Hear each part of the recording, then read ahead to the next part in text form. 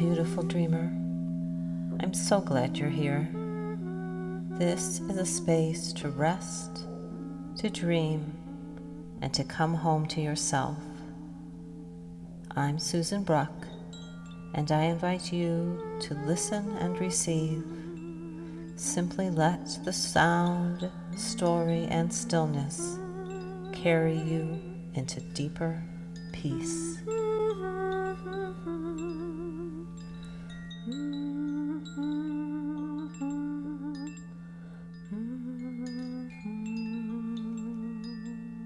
Hello, and welcome to the Beautiful Dreamer Society podcast. If we haven't met before, I'm Susan, and I'm so glad that you're here. Thank you for joining me. And so today I'm going to start, as I have been, with drawing a card from my Dreamer Path Oracle deck. And then I'm going to just share a few thoughts, and then I will end by sharing the story that I share in my Substack post this week. So here's the cards.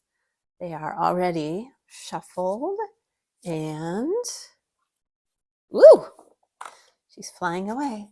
The card for today is Heart of the Earth. Heart of the Earth. See, she's wearing the same colors that I am. Huh. Funny. Okay, and let me see what I wrote in the guidebook. All right, Heart of the Earth. She's part of the Soul Star section of cards. Oops. Heart of the Earth. Send your roots into the glowing core of the world, the welcoming heart of Mother Earth. Feel the warmth that has burned since before the first dawn. Send your roots through the fossils that contain ancestral memory from before time. Feel Earth's beating heart, steady, patient, older than the stars. Child of Earth, her heart beats within and around you, permeating you with her wisdom. Be here. You are welcome. You are safe. You are loved. Heart of the Earth. Yes.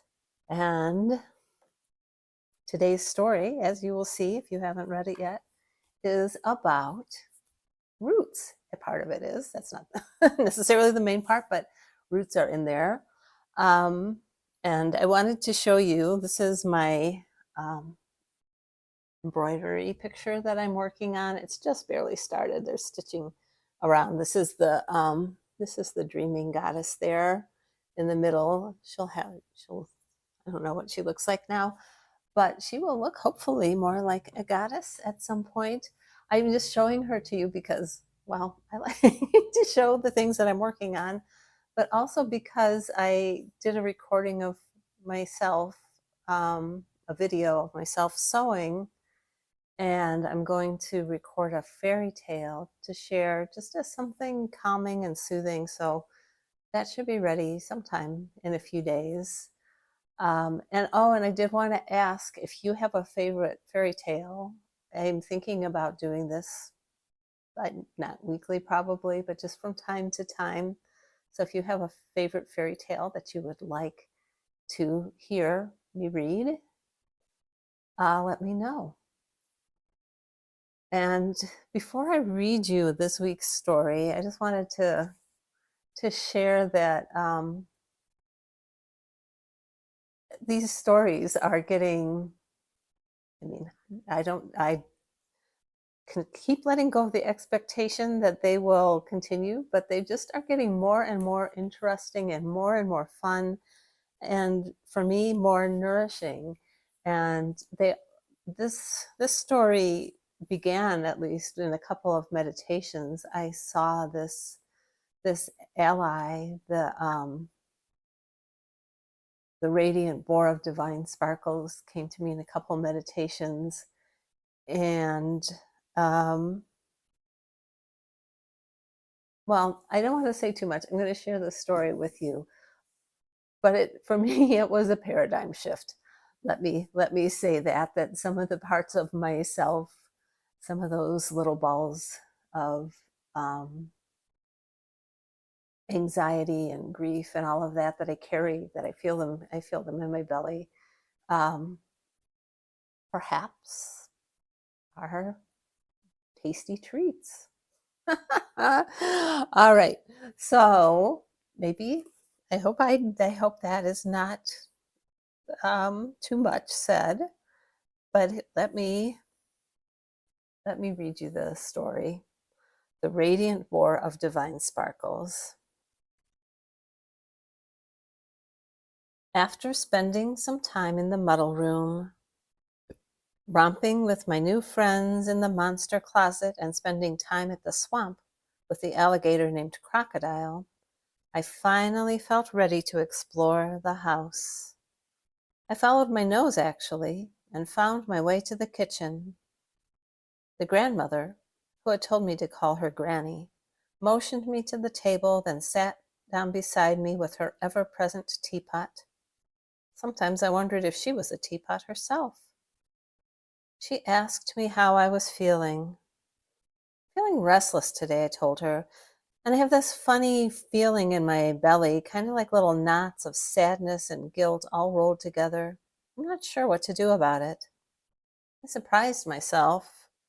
Usually when someone asks me how I am, I tell them I'm fine. But Granny seems to call forth the truth. She looked at me for a few moments as I sipped my tea and looked out the window. I think we'll go find some truffles today, she said. I perked up at that. Chocolate, I asked? That sounds great. Not those kind of truffles, she said, but I did make some chocolate ones last night.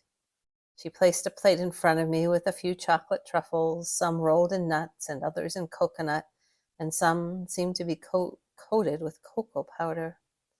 She explained to me that truffles are like mushrooms, but grow underground among the roots of trees. They can be hard to find.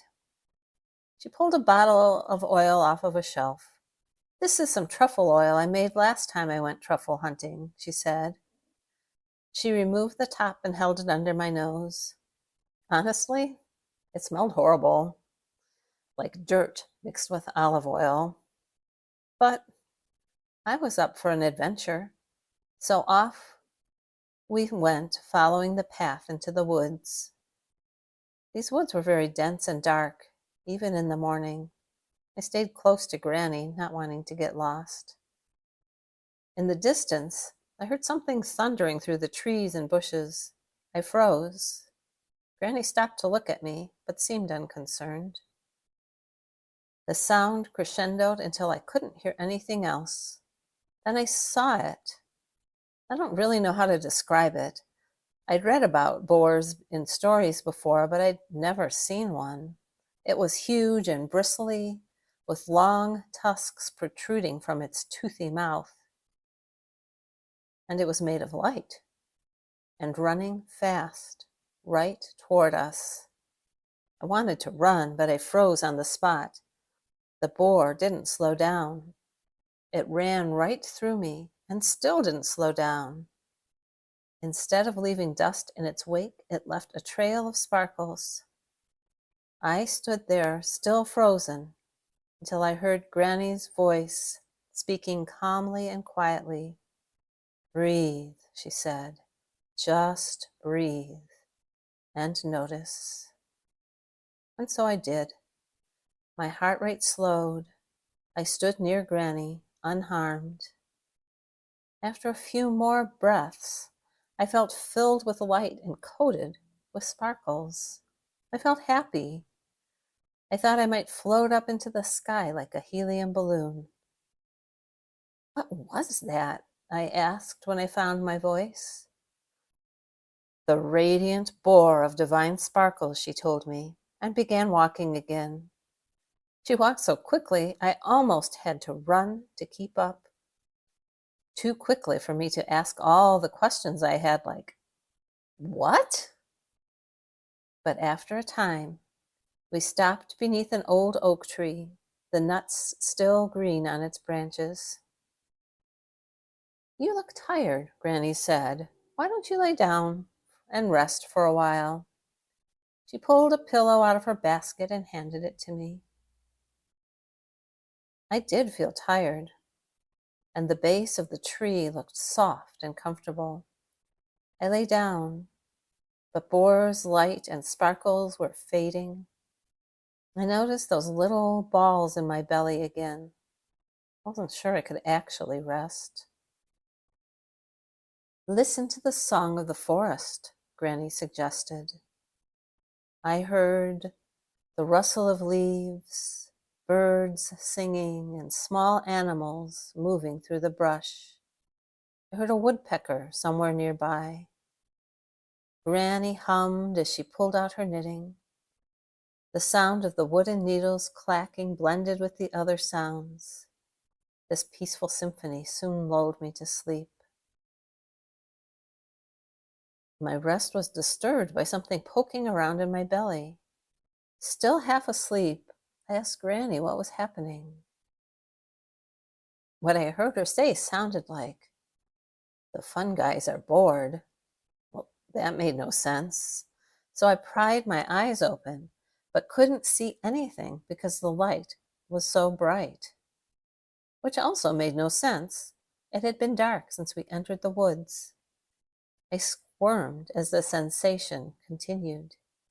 Then I heard grunting and a different voice saying, "Hold still. You make a good snack, but it's hard to enjoy it when you won't hold still." A pair of sunglasses was placed over my eyes. Then I could see. The Radiant Boar of divine sparkles was poking around in my belly. She said, "I'm digging for truffles in your roots." I looked over at Granny.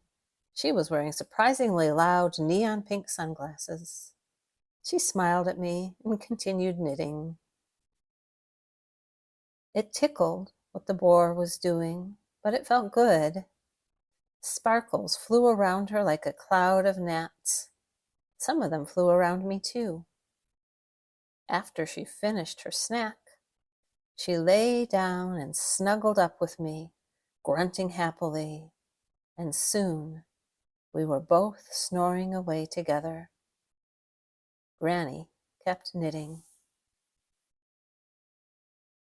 And that is the end of the story, The Radiant Boar of Divine Sparkles.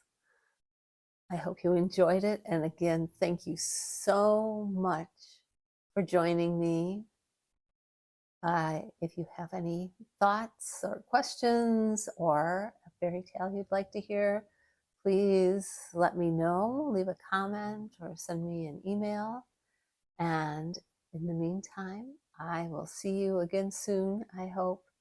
Thank you so, so much for being here, and I'll see you again soon. Bye-bye.